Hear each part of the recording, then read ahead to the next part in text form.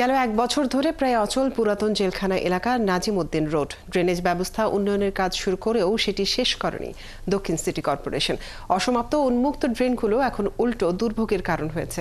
ময়লা আবর্জনা ভরে গেছে ড্রেন, দুর্ঘটনায় আহত হচ্ছে পথচারীরা। দুর্ভোগের কারণে বন্ধ হয়ে গেছে সড়কের পাশের অনেক দোকান। সুমন মাহমুদের প্রতিবেদন। পুরনো ঢাকার নাজিমউদ্দিন রোড চকবাজার মৌলভীবাজার যাবার প্রধান সড়ক। জলাবদ্ধতা নিরসন ও পয়ঃনিষ্কাশনের জন্য ড্রেনেজ ব্যবস্থা সম্প্রসারণের কাজ হাতে নিয়েছিল দক্ষিণ সিটি কর্পোরেশন। কাজ শুরু হয় গত রমজান মাসে, তখন থেকেই এলাকাবাসীর দুর্ভোগ শুরু। একবার চোপড় হয়ে গেছে, কোনো জানে না, এই সব ফেলে রেখেছে, পরিষ্কার করে না। এদিকে বললাম, বলে এই মাস হয়ে যাবো, এই মাস হয়ে যাবো, করতে একবার চোপড় হয়ে গেছে। একটা বাসা চেঞ্জ করতে গেলে আপনার ওই যে ভাড়াটিয়া মালপত্র নিয়ে আসতে পারে না। আমাদের লোন লইয়া বাড়ি করছি, লোনের টাকা দিতে পারতাছি না, কিস্তি দিতে পারতাছি না। অনেক ভোগান্তি পড়ে, বাচ্চা কাচ্চা স্কুলে যেতে পারে না, যানজট উল্টায় পড়ে যায়। তারপরে ধরেন বৃষ্টি এলে আমরা তো হাঁটতে পারি না। রাস্তাটি সংস্কারে ঠিকাদারি প্রতিষ্ঠানের গাফিলতির অভিযোগ করলেন এলাকাবাসী। নাজিমউদ্দিন রোডের ড্রেনেজ ব্যবস্থা সংস্কারের কাজে হাত দেয় দক্ষিণ সিটি কর্পোরেশন। এরপর পার হয়েছে প্রায় এক বছর।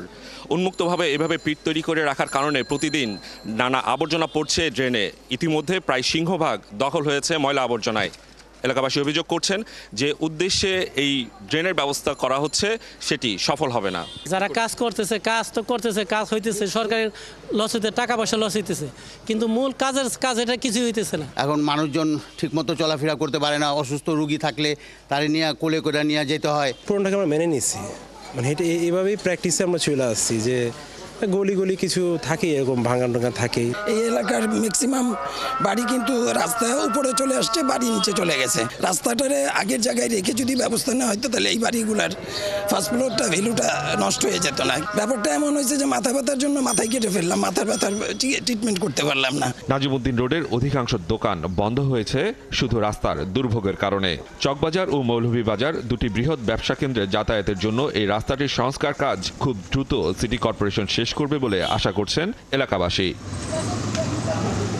সুমন মাহমুদ, ৭১, ঢাকা।